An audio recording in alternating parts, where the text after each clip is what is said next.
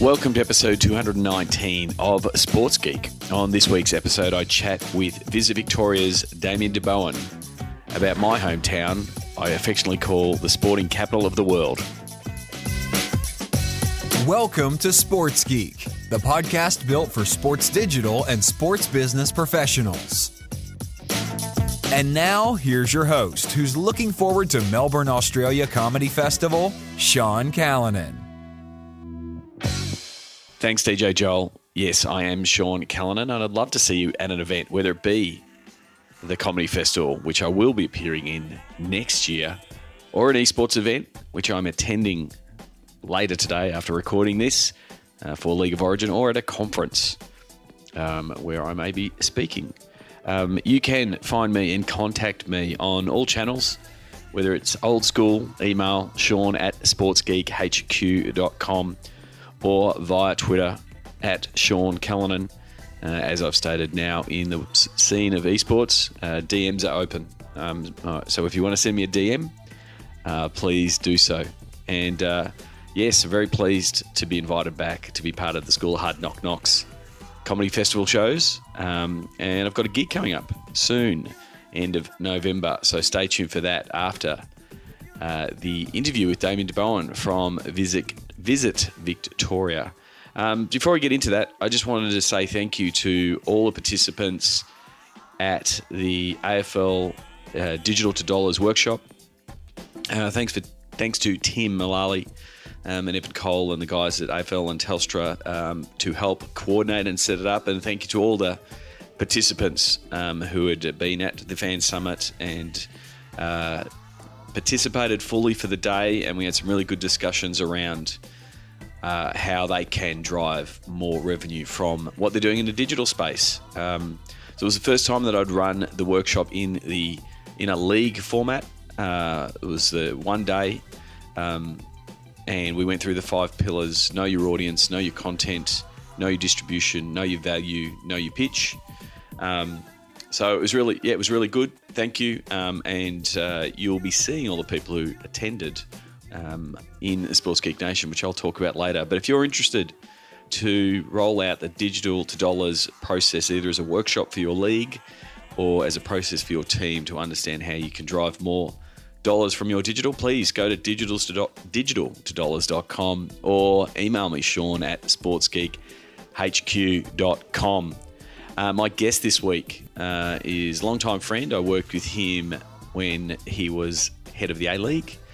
He is now the general manager of major events at Visit Victoria. And so we talk about that role and the role that they play in bringing big events, sports, arts and otherwise, to make sure that Victoria is the place to be.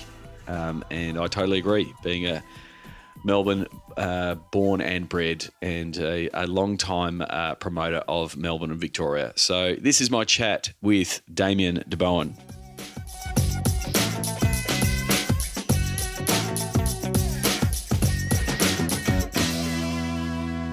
Very happy to be here in the Docklands precinct, overlooking part of the Melbourne sporting infrastructure, here at the offices of Visit Victoria with the General Manager of Major Events, Damien de Bohun. Welcome to the podcast. Great to be here, Sean, and thanks for having me. So we've known each other for a few years in various roles. So, this background story I know, but I want to make sure the listeners know. How did you get your start in sports?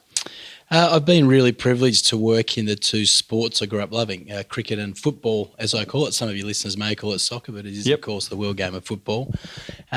Going back some time, I was the Chief Executive of the Football Federation of Victoria and was actually involved in helping set up the A-League when it first started.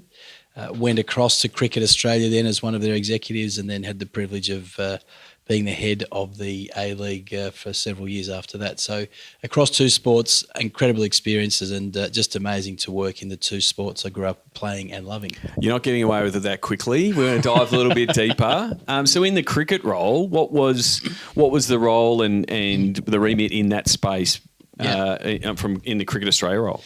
So I was employed by Cricket Australia really to grow participation of boys and girls, and then to convert that participation into commercial outcomes. My title was a bit long. I was the Executive General Manager of Game and Market Development, which really meant really reinvigorating, re-establishing a lot of their entry-level programs, things like Inter-Cricket, T20, the T20 Bash, and T20 Blast, and a whole range of other things. One of the really big shifts in my time at cricket was that we were in many ways empowered to shift cricket from being male, pale and stale to becoming a sport that would genuinely embrace all Australians, and in a really figurative sense, to shift it from being granddad sport to the granddaughter sport.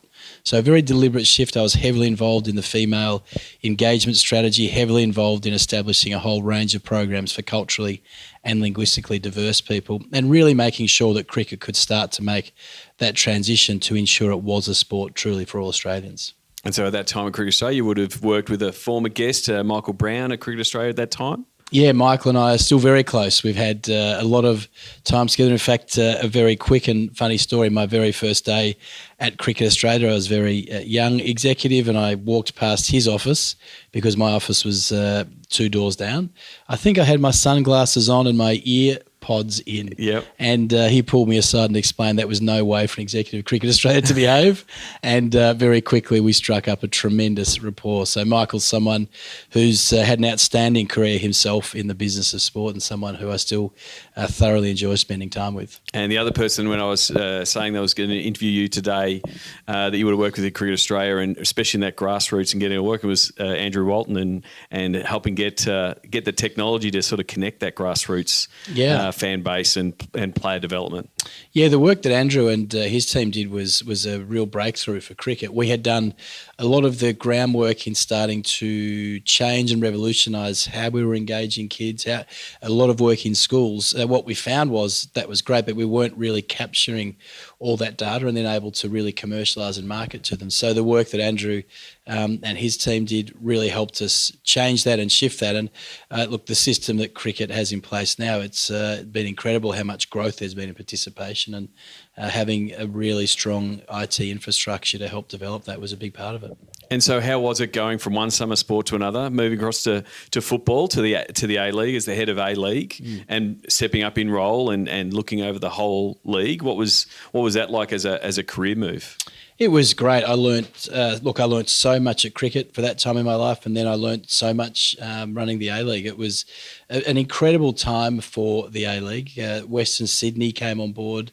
Alessandro Del Piero, Emil Heskey and Shinji Ono came on board at the same time as individual players. And really the thing I'm probably most proud of is that the A-League transitioned from being where it was to becoming genuinely part of the mainstream of Australian sport. It really went from being something that was emerging to something that had really grown and had a lot of focus. It was a fascinating time. There were so many huge highs. There were obviously a whole range of challenges that you face in a role like that. I think the thing, as I reflect, that I was really proud of in that context was the fact that we had the final of the 4 years that I was running the A-League were actually played in different cities, and won by four different clubs, teams. So that's one of the key elements of the business of sport, is to make sure that the result's unpredictable and that all fans going into a new season truly believe that their team can win. And that obviously happened. We obviously introduced the FFA Cup during my time there as well. And I was also responsible and ran the W League. And it's been great to see women's football really continue to surge, and the Matildas continue to grow in profile and popularity. So it was a fabulous time, and one I enjoyed thoroughly. Yeah, it must make you feel so proud, especially like in the W League, to have, an absolute rock star of the game in Sam Kerr coming back as a marquee into the W League, because that's the whole idea for the league to be there to give that position for our female footballers who are doing terrific things on the world stage. They are. And the one thing I've come to understand, particularly working with female athletes, to be frank, is that they really seem to understand how important they are as role models. And people like Sam Kerr, Elise Perry, who played football and cricket, obviously, Lisa Devana is an incredible athlete, a whole range of the ladies involved in the game really got that piece. And when it's all said and done, the responsibility of any player, any elite player, is to leave the sport in a better place than they found it. And I think so many of the Matildas and W League players do, as did the A League players. But for some reason, the ladies involved in the W League seem to really, really grasp that. Yeah, I will share it in the show notes. The young girl that got Sam Kerr's jersey and the video that went viral, she was just so excited. And then I think it was only last week she actually met Sam in person. Wow. And she couldn't stop crying. And Sam was like, this is just means as much to me that I'm a hero for this young girl. Yes. This is why I'm doing it, and it motivates her further. I thought it's really good to see that type of viral content is great, but actually seeing the connection with young girls is why you have the elite sport. Yeah, the phrase we coined in my time in cricket was inspiring the next generation of Australian cricket's players and fans. And I think the point is that, young boys and girls who play the game, play whatever game it is, are more likely to consume the game and be involved. And from that perspective, I think a lot of the sports, and certainly the major sports, are really coming to understand that and grasp that it is an entire ecosystem. It's not just about the elite end of the game, and making sure that kids coming through have aspiration and can be inspired is a huge part of that. So now you're in this new role at Visit Victoria. You've moved out of effectively an NGO, national governing body, and a league role to be moving government side as GM of major events. Sport is a big part of that. What is that role when you first stepped into it? Well, I think, look, the lure of coming to be, to run major events in Melbourne was just too strong. And for those of your listeners who don't know, Melbourne is truly a global event city. When we talk, and a lot of the work that we do, we're often talking about London, New York, and Melbourne. Yeah, that's the level that Melbourne participates at in terms of major events. And when you go through the calendar from whether it's the Australian Open tennis tournament or the Formula One Grand Prix or the Melbourne Cup horse racing carnival that stops the nation, or the local code of football called Australian Rules Football Finals, or the Boxing Day Test match, in terms of regular events, through to having Brazil versus Argentina play football at the MCG, through to having the USA basketball team coming to play the Australian Boomers at Marvel Stadium next year, just on the sports side. And that's before we talk about the fact that we also cover the arts and theatre and food and wine and fashion. So it's a very diverse portfolio. If you go to things like theatre, we've secured Harry Potter, the theatre coming to Melbourne. And again, it's only in the first instance going to New York, London and Melbourne. It will pick up one or two other cities. But it's fascinating for me to be working across a much broader range of activity and to enjoy that. But when it's all said and done, Melbourne is a global event city. It really is in the DNA of this city. It probably defines in many ways who Melbourne is. People come here to have a fantastic time, to engage with all the events that we have, and then enjoy some of the incredible food that we have, and then maybe go a little bit out of the city to see some of the amazing sites nearby. So it is fabulous work. It's a real privilege, and the lure of coming back to Melbourne, back home, if you like, to run major events in really what is clearly a market leader has been fantastic. And so from as a proud Victorian, and that spiel is a spiel that I do give when I'm overseas, when they say, what is Melbourne like? There's all these football games and there's major events. And yeah, it does get, I have had arguments with Rich Clark. He argues that it's London, and I'm like, no, I think we've got you covered.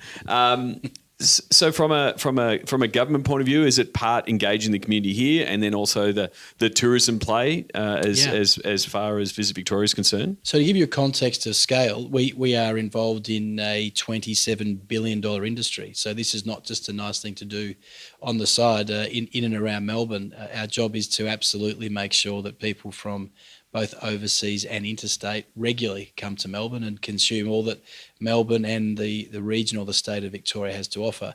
And obviously to make sure that people who live in and around Melbourne have that opportunity. So I would say for anyone growing up in Melbourne or listening to this in Melbourne, it is without question on a global scale a real privilege. And I get the chance and the opportunity to travel extensively around the world. We presented recently at a conference in Denmark, in Aarhus. And it was fascinating for me to see how the cities that you would think are well advanced and global cities like Paris, like Los Angeles, both of them applying for the Olympic Games, London, New York, Berlin, Munich, they all wanted to spend time with us to understand how on earth we have such an incredibly strong major events program, and equally and very interestingly, why it is that our facilities, both sporting and cultural facilities, are so close and in such close proximity to the centre of the city, and that is unique globally and really sets us apart. Yeah. The Olympic Park. Melbourne Olympic Park precinct with the MCG and the tennis being close and Amy Park being there. Again, when I'm talking to people, because I live in Richmond, I say it's a 6 pub walk, and I'm at any of all of those venues. It's great being in the inner city, but it is unique having both from a events point of view, but then when you talk to people like Baden at the Rebels and Dave Donaghy at the Storm and Collingwood, you've got all these high performance teams that are working in the same space. There's so much learning and stuff happening across there. Well, one of the pieces of research that I did going back to my time running the A-League was to get a sense of, looking back then at league expansion and where you would put teams. What emerged is that Melbourne has more teams, not per capita, just more professional sporting franchises than any other city in the world. Now, people don't quite understand that. Of course, the AFL has the group that they have, but then when you start to include rugby union, rugby league, football, cricket, netball, basketball. When you go through the list, the franchises, from memory, it was 27 or 28 professional teams in a city of 4 or 5 million people. Yeah, when there's like maybe 10 in New York. Correct. So it is. There's no doubt it's we're sport for choice, which also means in the role that we perform that we have to be incredibly discerning in terms of the events or the activities that we bring to Melbourne, because people are so spoiled here that if it's not the best of the best, they sniff it out a mile away. And a great example of that was one of the first contracts or events, if you like, that we bought here in my tenure was Brazil versus Argentina at the Melbourne Cricket Ground. Mm-hmm. And, of course, 97,000 people came and the game was sold out in no time. And that's the level that we're at. That's the level that we expect, and that's the level that our public expects here.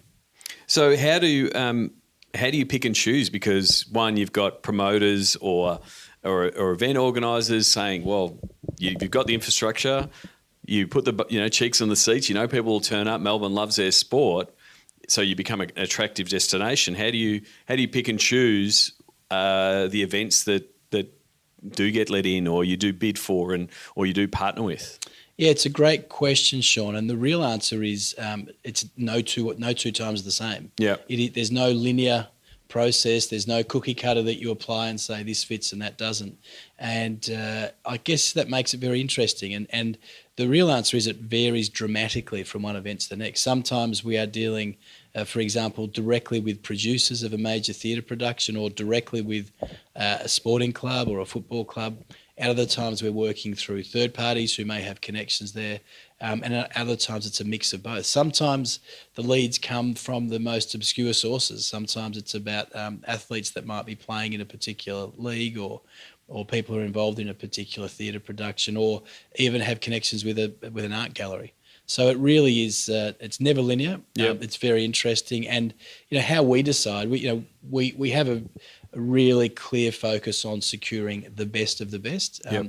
It's interesting, and one of Michael Brown's favourite quotes, who we spoke about earlier, is self-praise is no praise at all. Yep. So I'll be careful how I say this, but we recently won the award through Sports Business International for the best major event strategy globally. Which is significant. So against your friends in London and New York, literally they said, this is the best strategy that we've read globally. And the reason I believe that's the case is because, firstly, we are very discerning about making sure it's the very best content. And if you look at groups like the National Gallery of Victoria here, I mean, they've had recent success with Van Gogh and with Dior, and some of the things that they've run more recently have been extraordinary. And so what we do is secure that content, but most importantly, we actually connect different pieces of content. So an example of that would be, and we've done a lot of work with the chief executives of all the different events around the city of Melbourne, is that people who come to the Australian Open tennis in January in Melbourne, if they have an international postcode where they bought the tickets from, they also receive in their pack a free guided tour to the National Gallery of Victoria. So what our research has shown us is that people will travel and come to a city like Melbourne for more than one event. In fact, on average, it's 3.6 events. Yep. And so we need to make sure that we understand the breadth and depth of what visitors and what consumers want to see and do. And we work hard to make sure that when people are here, they have a range of options available to them. So where does, you're talking about securing the content and sort of being that icebreaker and introduce it to the market. How much is your work in that front end space of, hey, we're going to secure it, and then how much it is, are we also going to help you activate it and make sure it actually works and potentially, say the basketball at Marvel Stadium, well, the sport and rec guys, which are a different department, they want to activate it because they want more kids playing and that kind of things. How much is it cross-department? Where do you fit in that space? Look, I think what the feedback we get from people who we're dealing with in terms of what sets Visit Victoria apart in the space of major events is that we don't just pay lip service to this, we are serious partners with them. Yep. So to answer your question, securing the deal, securing the event is really only the first step in the process, and their success is our success. The best example, without sharing too many inside confidences, is it was without question an absolute coup to secure the American basketball team to come here to play 2 matches against the Australian Boomers on the way to the World Cup in China in August 2019. It's fair to say, our early conversations with them, the NBA, who are one of the best marketing sports businesses in the world. Yep. I don't think they were desperately convinced that we would fill a 55,000 seat stadium once, let alone twice. Yeah. And we made it abundantly clear that their success was our success. We would not rest until that was done. And I'm pleased to state that we now have over 50,000 tickets sold for both matches. They will both sell out. Yep. I was back in New York recently meeting with the NBA, and they were absolutely stunned at the response and how that played out. And so working with them to make sure that the events are a huge success is a massive part of that. We just had 71,000 people come to the Melbourne Cricket Ground to watch World Wrestling, as you may know. So it gives you a sense of the diversity and how we focus on that. I think the other thing that is critical, however, is that not only are we focused on securing the event and making sure the event is a success, but we've made a very significant transition to start to make sure we tell Melbourne's story through the events we secure. So I say quite openly that our predecessors, the Victoria Major Events Company, who did a fabulous job as an events company, did exactly what they were required to and did it well. We have made a transition from being an events company to genuinely becoming a marketing organisation. Yeah. And it is a very distinct difference. And what it means is that not only do we secure the events, but we make sure that those events are able to tell Melbourne's story globally. So a couple of really good examples, say the World Wrestling that we had recently at the Melbourne Cricket Ground.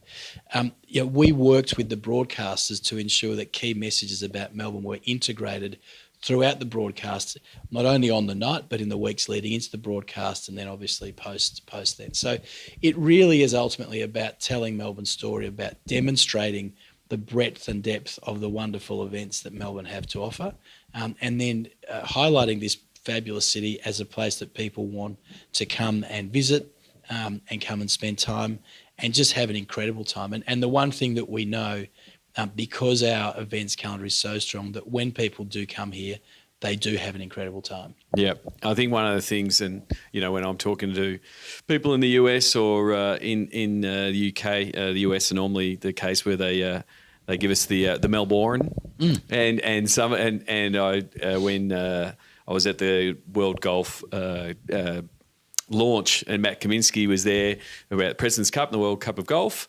And they had the teaser video, and they had the American voiceover, and he was saying Melbourne correctly. Yes. And I said it's those little touches that help validate it for everyone internally, but then also make sure everyone in the world goes, this is how we say Melbourne. And I said kudos to you, because normally we're over in Melbourne, Australia. So it's always one of those things that's quite funny, but it's part of that message. It is. And look, golf, I'm glad you raised it, because we do of course have the World Cup of Golf and then the President's Cup next year. They're both US PGA Tour events, and they are the best of the best in the world of golf.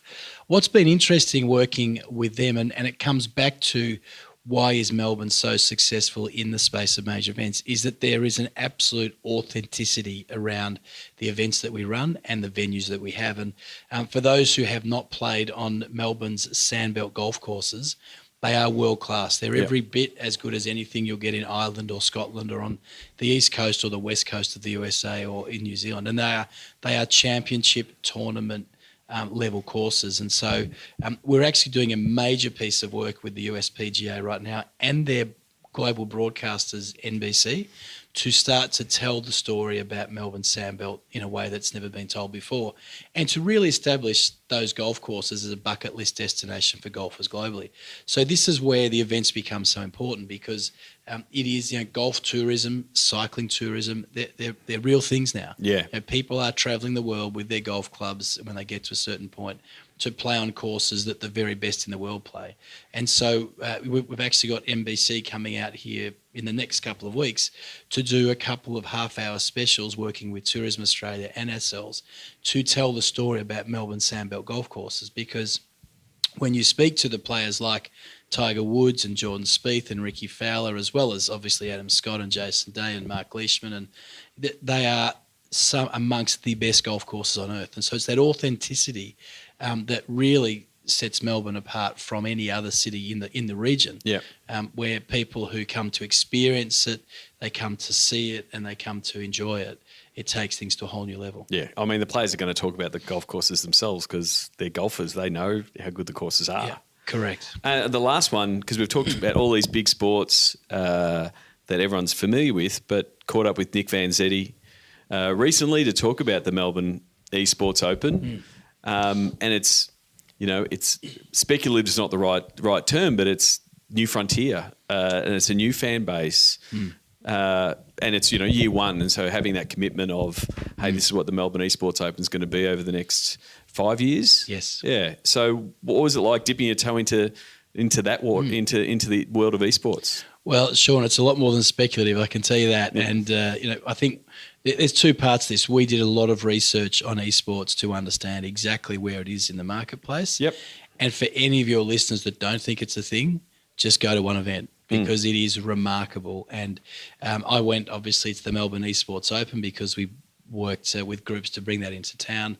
And having been to literally hundreds, probably thousands of sporting events at different times around the world, I was blown away by the passion and the vigour and the verve with which people were supporting and cheering and screaming for people, playing esports or being engaged in esports on stage. Yeah. And so from our perspective, it's actually about really in a strategic sense, understanding what the next generation of event goers are looking for. So Melbourne has an outstanding calendar of events, which some are very traditional, some are very new. Yep. But we have this growing and burgeoning group of 15, 20, 30-year-olds who have a very, very strong sense of wanting to be involved in the event scene.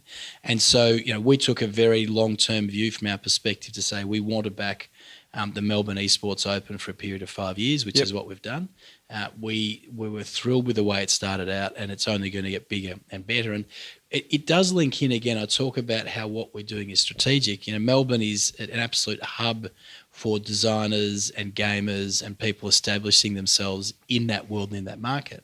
And so we see a very, very clear vision about Melbourne being an esports hub globally. That there's some real opportunity there, and we have. Again, you talk about how all these bits of the jigsaw come together. The Melbourne Olympic Park precinct, which is where the Australian Open tennis is played, and people like Pink sell out 17 concerts in a row and that type of thing. There's 3 or 4 venues attached to each other. It just lends itself perfectly to that type of event. So when we have that sort of canvas, it gives us an opportunity to do things that very few other destinations can do. And the thing is, you've got the roadmap there for the tennis. The Aussie Open, if you wind back and remember 15 years ago, the activations that were happening, it was maybe a little bit at the back and maybe the oval was being done. And now the Aussie Open nearly all goes all the way up to Flinders Street. And it's practically back to my house, the fact that it just keeps growing and all the different pieces. When you look at the Esports Open, you go, oh, okay, we can see where it's going to go. We can see what the options are. And I think it's something that, and it was good to see both the passion, but also the demographic, the mums and dads with their kids experiencing an event, in this case esports, for the very first time. And so they're like, oh, cool, this is what it is. Oh, I'll be back. Yeah, it was extraordinary, and I know I might have been sucked into a couple of games of Spider-Man and different things whilst I was there, and I know that all the kids I was around who got to enjoy the day just had an absolute ball. So it really speaks to the fact that we are really focused on understanding the market, on being very strategic about what we engage in, and making sure that the next generation of event goers have a real connection with Melbourne as a city and understand that this is a place where they can come to have an incredible time. Terrific. I want to finish things off with the Sports Geek closing 5. Do you remember the first sports event you ever attended? I do. I'm not sure how many bites of the cherry I can have here, but I've got a couple of quick stories, if that's all right, Sean. Go for it. As long as we've got battery power, you can go. One's a broadcast story and 2 are a live story. Yeah. So my father's from Leicester. He will die a happy man after Leicester winning the English Premier League a few years ago because it was an incredible success. But the very first time, I've got 2 younger brothers, and I'm pretty sure it was 1977. I was very, very young, but it was the first time we were allowed to get up and watch the FA Cup final at night. Okay, yeah. And Liverpool were playing Manchester United, and Liverpool lost, I'm pretty sure, 2-1. But he said, I'm not going to make you boys barrack for Leicester, so pick one of these 2 teams. And that's when I became a lifelong Liverpool fan. So that was a pretty amazing story. Actually attending the venues, there's 2 quick stories. I remember vividly being at Olympic Park, I reckon it was early 80s, when Australia played Scotland in a World Cup qualifier. And it was people like Graham Souness and Kenny Dalglish and all the people I guess I've been watching from Liverpool out on the park. And then I did play football quite seriously. I got to play on Olympic Park a few years after that in what was called the Armstrong Cup final, a local, I think it was a reserve grade, but cup final statewide. And just so to get out there and play on the same park that you'd seen your heroes win, that was the first game you remember, was fantastic.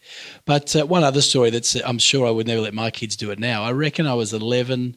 My other brother was 9, Justin and Clinton was 7, and Australia was playing England in an Ashes test, and many of the listeners will remember this, when Alan Border and Jeff Thompson were batting for the last wicket on day 5 and needed 63 runs to win or something like that from memory. Anyway, I noticed on the news the night before there was this big announcement that the gates were being opened. And so I said to Mum and Dad, I said, hey, do you mind if I take Justin and Clinton into town on the train and we're going to go and watch it? And they, much to my disbelief, they said yes.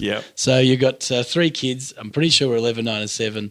We went into the MCG. Of course, Alan Border and Jeff Thompson got to within 3 runs or 4 runs, and there was a big edge from Tomo, and it was dropped, and then I think it was Ian Botham or someone ran around and caught the rebound. And of course, they lost by 3 runs. But an amazing experience. And Alan Border is someone I got to know very well in my time at Cricket Australia later, because he was on the board of Cricket Australia. So there's a few connections that mean a lot to me. So they would be my earliest sporting memories, if that's helpful, Sean. They are good sporting memories. Yeah, it is. Yeah, for the people who don't know, in Test cricket, in a 5-day game, when the game has still got a little bit of time to go and they really can't charge for the 5th day, often it does happen. They say, well, we're just going to let everyone in for free. We think this will be over in 10 minutes if you want to come down. And, in this case, it might have been an hour or nearly 2 hours, of free cricket, and it would have been a good place to be. You would have been to a lot of sports events in your time. Do you have a favourite food memory or a go-to food at a sports event? I have had the privilege of eating a lot of different foods. Look, this might sound crazy, but the place I get to watch some games, duck pancakes are pretty good. And I reckon at the MCG I've had a couple of those that are amazing. But it was very difficult. I was in the US recently, and I hadn't been to a baseball game until sort of 2 years ago. And I had a hot dog at the baseball, and it was incredible. So, what stadium? At the City Stadium for the New York for the New York Mets. Yeah, Mets. Yeah. So it was a great night, and it's very much a tradition. The hot dog was hot dogs was fantastic. So there's a few. It's probably too many to mention. So duck pancakes and hot dogs. There we go. That's a good one. What's the first app you open in the morning? The weather app. I ride most mornings, so I'm. It might sound a bit strange, listeners. For some reason, I set my alarm for 5:05. 5 is my favourite number. And I've really become someone who enjoys riding on my own, nice and early, to sort of think through the day. And I generally just have a bit of a flick to see, is it sunny, is it windy, is it wet? and go from there. So that's it. The weather app is as good as it gets. Very good, very good. Is there someone that you follow to sort of keep in touch, or as a keep abreast of different things, or is there an author? Is there someone that the podcast listeners should follow or read that you do? There's many. Yep. I think what I've been really fascinated by, especially in this job, as I've come to appreciate sport globally, American sport particularly more, is to get a sense of the influence that different athletes are having on so many levels. And so whilst there's some tremendous authors, it's almost this sense of who's dealing with topical things day in, day out. One person, I guess I'm a little bit patriotic and biased, is that Ben Simmons, who is emerging as one of the really great basketballers of the modern era, obviously at rookie level at the moment. Yep. Ben's someone who we've got to know well. He's a Melbourne boy, of course, originally, and we're doing quite a bit of work with him and his management. So he's someone who is always interesting to have a look at online if you need me to choose a name. But there's so many that it's a bit unfair, but that's one that I'd throw in there. And he is effectively the young prince learning at the hand of the king with LeBron James. So he's Correct. learning from the master. Yes, there's no question about that. So lastly, what social media platform is your MVP? And you can answer that as yourself, but then actually maybe put your Visit Vic hat on and what platforms might be working for you there. Well, you said something interesting before that whilst you can have all the online and all the technical gadgets under the sun, there is very, very little to replace face-to-face conversation and communication. And so I'm not saying for a second that I reject social media, but I am saying that I'm someone who is passionate about the value of being present and being face-to-face like we are now, but this will go around globally. I mean, from my perspective, I was active on Twitter when I was running the A-League. It's still good to have a bit of a look on that from time to time. Yep. And I found it fascinating. One of the great Melbourne events is the Melbourne Cup horse racing carnival. Yep. And of course, they've done so much online and so much with Twitter from their perspective. So if I had to pick one, that's what I would say from my perspective. Yep.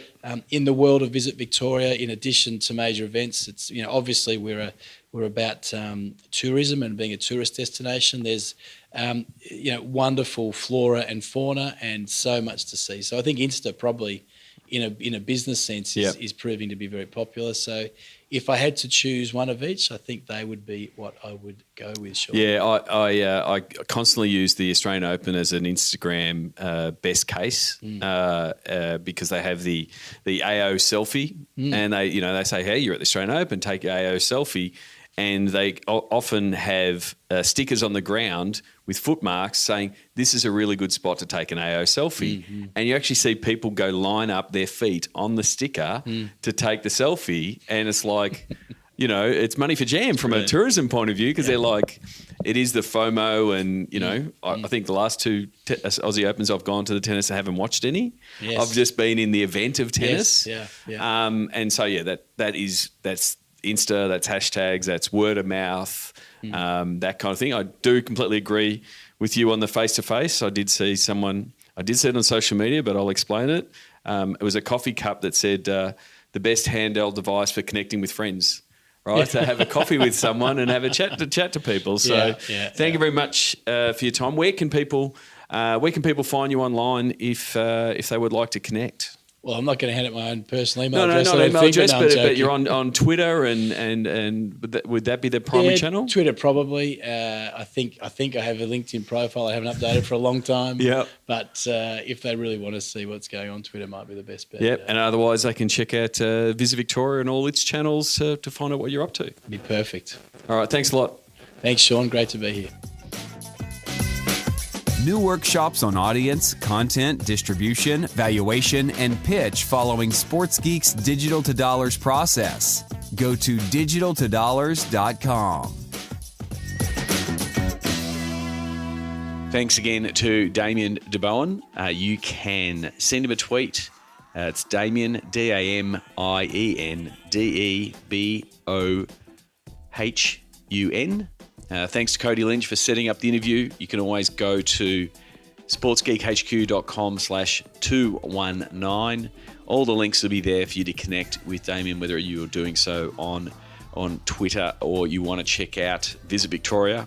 If you go to Visit Victoria, on most platforms, you'll start seeing some of the things that they're sharing there, and what a wonderful state that I live in. And I'll extend that invitation. If you are a podcast listener and you want to come and visit Victoria, I will extend the invitation to show you around. And as a podcast listener, I will buy you a beer or a beverage of your choice. Before I wrap up today, I just want to talk a little bit about the athlete digital training that we've been doing and some of the programs that we're putting in place for, excuse me, there we go. A lot of conversations this week around building out and doing a full day workshop, and sometimes the voice doesn't quite get there. The digital training and working with athletes to help them understand how to use digital, how to build their brand, how to stay within the lanes of what they can and can't do, how to protect themselves, but then also how they can be a good digital citizen. So if you are looking for some training for your players as a group, or what we also are doing is developing programs for like a leadership group, a digital leadership group, and helping mentor that group, and they can be the ones that teach the rest of the players. So if you're interested in that, please reach out. You can go to sportsgeekhq.com/social media athlete training to find out more about that. Or, as I said, you can always send me an email or a tweet, Sean at sportsgeekhq.com. Lastly, Sports Geek Nation is buzzing. I'm really loving the weekly Ask Me Anything sessions. The members that are contributing, and on both sides of the equation, the ones asking the questions, but definitely the guests. We've now just had our 11th guest, if I'm correct, and Conrad from Pronto was talking about the ticketing side at LAFC and doing ticketing via the Apple Watch. And so looking at how technology gets integrated into stadiums and how the fan ticketing experience is changing. If you want to get involved with that, I'd love to see you there. You can go to sportsgeeknation.com to sign up. We will be welcoming everyone who attended the AFL Digital to Dollars workshop. So it'll be good to see some of the folk in there, a good mix of digital execution people and commercial folk, which really benefit from the Digital to Dollars process. So it'll be good to inject some new blood into the group and get them contributing. But if you're not part of it yet, please go to sportsgeeknation.com to sign up. I did do the tease at the top of the show. I have got a comedy gig coming up. I will be performing at Punchlines Comedy on November 30 in Port Melbourne, here in Melbourne. It is a comedy brand that has been built out by Maury and the team at School of Hard Knock Knocks. I won't be headlining. I am not at that level, but who will be headlining? Absolute rock stars Jeff Green, who's done multiple comedy festivals and is a long-time all-star performer, travels around the world. I've seen him live a few times myself. So I'm absolutely thrilled to be on the same bill as Jeff Green. And also an up-and-coming comedian in Lee Ton is also headlining. So if you're in Melbourne, November 30, and you want to have a laugh with me, maybe at me, please, there will be links to how you can get tickets in the show notes, sportsgeekhq.com/219. As always, please get in touch if you've got a question, or anything at all. Send me an email, Sean at sportsgeekhq.com, or slide into my DMs and send me a message in there at Sean Callanan. Until the next episode, my name is Sean Callanan, and you've been listening to Sports Geek.